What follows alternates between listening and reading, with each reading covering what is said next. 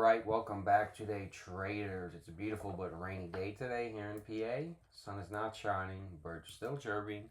And I hope you're out there enjoying this beautiful afternoon, what we call life. And that being said, traders, let's get into today's trade recap. And a few things real quick. I did not trade yesterday, did not get this set up at 1 in the morning. I did take a paper trade in the afternoon, but I had an appointment, was not at the desk setup. So I only took a paper trade, took about 60 points on a long. And then for today's trade recap, getting in the morning open, just following trading with Matt, a multi-millionaire trader. He was hands off today, just trading one micro to entertain people, given the risk interval drop with the catalyst, more volatile market. So I didn't take anything in the morning off open, and I was doing a couple things, so I was here and there. But in hindsight, we had green or teal on the 1 minute, the 5 minute, and I was checking back and forth from time to time. So this would have been a great buy. The 5 minute to 10 minute, we had that confluence, but just given what he was talking about, being more of a bearish day, bearish market with the active catalyst with his system, and part of our system is based or similar to his with the key levels, and I get a lot of my key levels from him as well. And I did take his boot camp. We are not affiliated in any way, shape, or form. It is a $20 boot camp. I got it for free off one of the streams, but it's very worth it, and I might even take it again. He did help me with some of the things I've been going through in terms of sizing, my entries, things of that nature. So, I was hands off with this entire thing. He did take a short up in here, just trying to show people his system. He figured it was going to be more of a loser, just given how we were pushing at the time. But he was still bearish overall on the day. And some of that is with, he got in around here, and then he had planned to add here and somewhere up in here. And that's partly, what we do here as well. And I've been trying to get back to that as well and work on some of that. So I personally saw a short setup, and once we started to break down, I took a retest of a key level here, 29,939, legit, and I took it right below it, because that's one thing I've been starting to notice and work on, that I like to take a lot of these key levels, but we don't always sweep or hit them. And there's been times where I'm not wicked, miss a trade by 5 points, 10 points, and I'm sitting there like, okay. So took that wick, and we were back and forth. So I didn't love it. 1 minute, 5 minute, I thought we could still base here and push up. But considering when we broke below, broke above, and failed, I went for that retest, and I just took a 24-point scalp.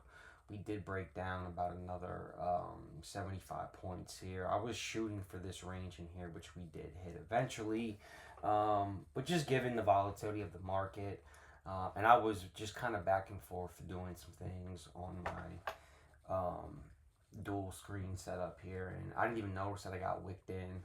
So I was up about like 15 points. So just given what Matt was talking about, going in terms of more of 30-40 point scalps, get in and out, I saw at the time I was up like 25, 26 points, 27, somewhere in there, and ended up closing out for 24 points. Could have had more, but great entry point, and I'm trying to work on with what Matt talks about, being right or wrong from the right spot.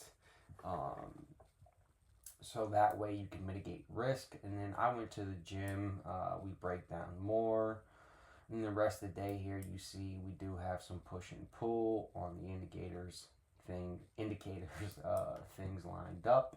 But I'm not going to trade this chop, and I was done for the day. So, you pretty much had, entry down here. You could short in this range. You don't know where the top is in, so that's why I like to take a key level retest of that in. That is something Matt tends to talk about, is don't be the first short to the party. And there's been times where I've tried to guess tops and have been burned before. So I tried to wait a little bit, took that retest, beautiful entry, nice little pop. And on this volatile day, just took it and went home.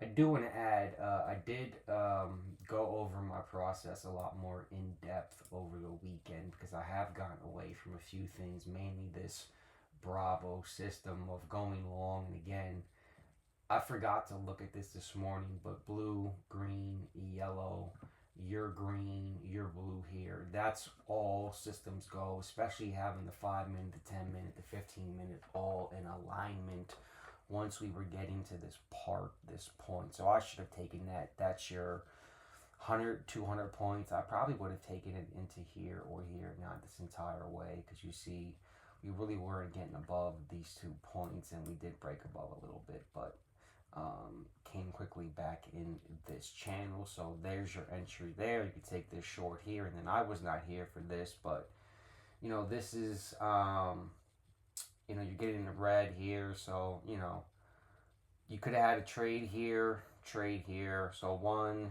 2, 3, 4. You avoid this chop, avoid this chop.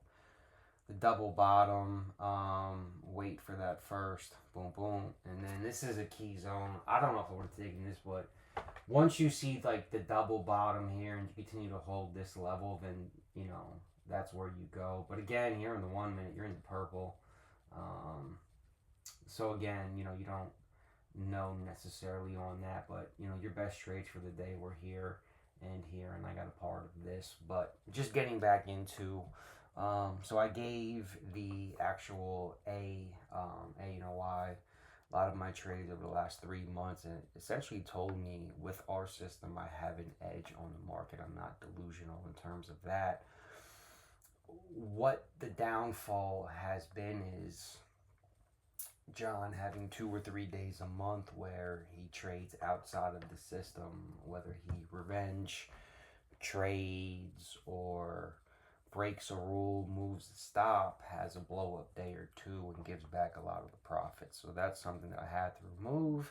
And then it also told me, you know, in terms of flow zone, while he's great, a phenomenal trader, and I recommend following him if that's your thing, trading momentum, for the way that I trade, it's more conducive to just get back to following Matt, and that flow zone kind of highlights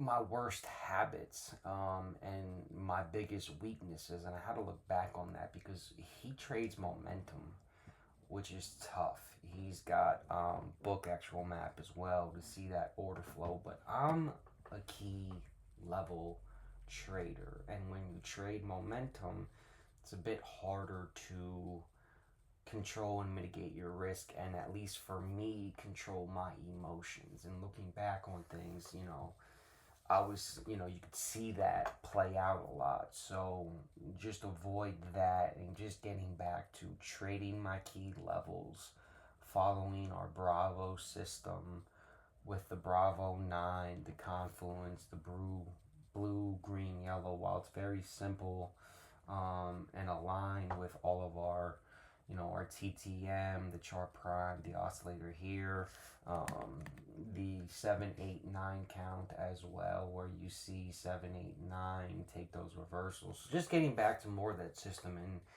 just really realizing that as long as I stay within that defined systematic rules based approach, and I play within the lines, I color within the lines, if I do that all the time, my edge plays out, it wins out. The problem is when you deviate from that, you can rack up losses, and then that affects your edge in your system. So we're getting back to that. Nice little 24-point day, nothing crazy, but getting back to just really working on the process, the system. So we did that today. I'll probably trade Asia tonight, see what sets up, come back later tonight. That being said, traders, I appreciate you for tuning in. Stay up, stay blessed, stay positive. Make it happen. Peace.